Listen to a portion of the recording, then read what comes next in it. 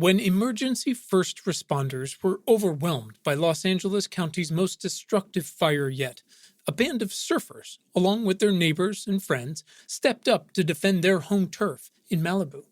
Their devotion to home drove them to show up for their community during the fire and for years afterward. And now, a model they call the Community Brigade program could change everything, leading to more lives and more homes saved during the increasing wildfires across not just California, but the world. Join reporter Adriana Cargill from KCRW, NPR's All Things Considered, Crooked Media, and more, as she investigates a wildfire story that is not depressing, but is, in fact, a clear hope for the future.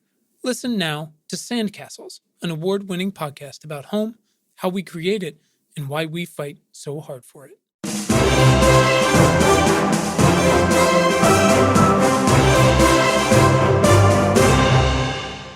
Hello, everyone, and welcome to another one of our Do Better, Better essays, crafted to help you think more clearly about the future today. These essays complement the audio version of our weekly newsletter read by Mr. Brian Colbert Kennedy, and of course, our groundbreaking conversations with diverse, interdisciplinary, amazing humans working on the front lines of the future. We are so grateful to have you alongside us in our community, as part of our community, working alongside those people on the world's biggest problems and opportunities. Two quick reminders before we get going here. Reminder, you can get these essays and our newsletter and more in your inbox, and you can do that right at importantnotimportant.com. And you can also send us feedback at questions@importantnotimportant.com, and go ahead and record a voice memo if you'd like and send that in, and maybe we'll use it in a future episode. Okay, today's essay is titled Georgia on My Mind. This is number 9.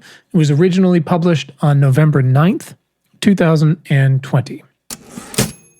Charlie Munger, Warren Buffett's other half, said, "I believe in the discipline of mastering the best of what other people have figured out." So often in life, we take actions based on incomplete knowledge.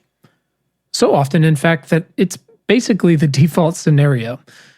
As such, it should be our expectation to do so, and to develop systems where we can make the best decisions for ourselves, our families, our investments, our businesses, and our fellow man, regardless of how incomplete our knowledge may be. You could be, for example, an incoming president-elect, having to decide how best to fight climate change, knowing only the facts on the ground and what projections can give us.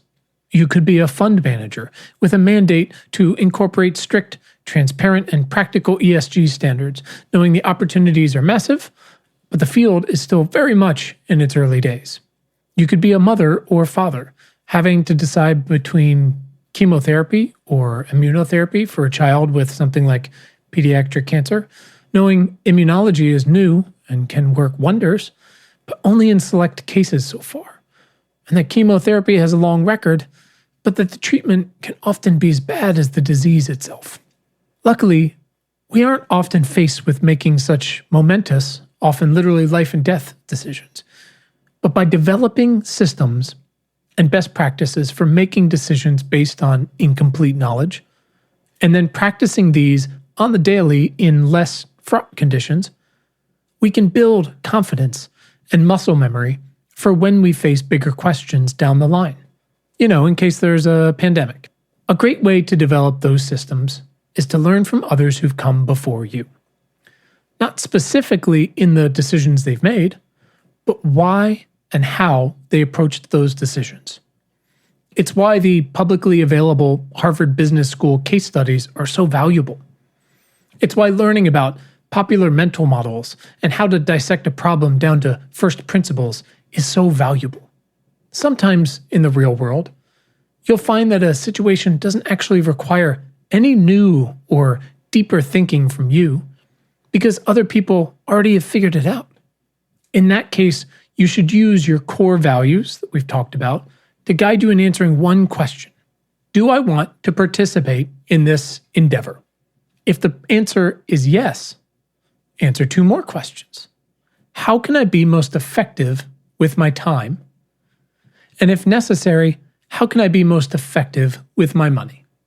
And once you've answered both of those, you should ask one final question. Am I okay with spending my time and money on this, knowing it means they can't be spent elsewhere? Again, a check-in with those core values will help reaffirm your answer. Either way, these are the questions you can only answer for yourself using the models you've developed. Answer internally, and then you are freed to act externally and with vigor.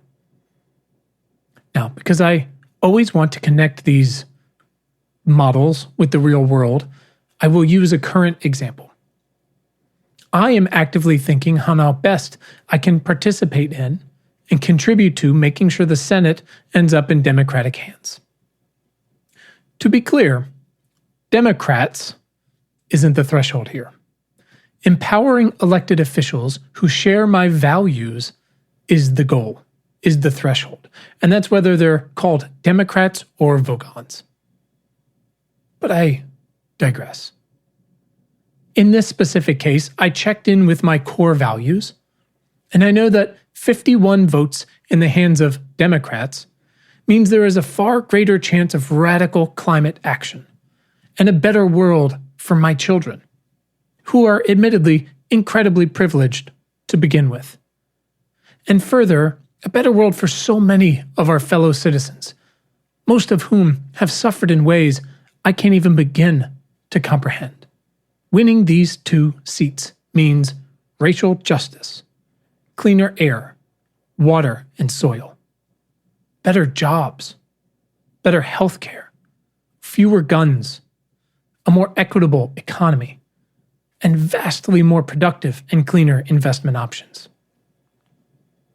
Again, the math is fairly clear. These things are significantly more difficult to come by without winning these seats. Thus, I am eager and happy to spend my time and money on this pursuit. And I'm okay with that time and money not being spent elsewhere. And finally, I must admit that despite years of directly and indirectly working with a variety of campaigns and activists, I go into this specific commitment with a decidedly incomplete knowledge of how best to, for example, conduct ground operations in Georgia. The good news is, the operation itself requires exactly zero new thinking on my part. There are incredible people on the ground there, from there, who've spent a decade experimenting with and fine-tuning voter registration and turnout efforts to a measurable effect. These folks have a track record of success, mind you, against very heavy odds, and I'm lucky that their mission proactively fits with my values. So I am happy to contribute what I'm able, and in the best way that they see fit. Okay, guys. So last things before we go, if you're listening on Apple Podcasts, throw us a rating and a review. It would go a long way to supporting our community and our efforts here and getting new listeners. Same thing for something like Overcast. Just tap that star button. It just takes 1 second.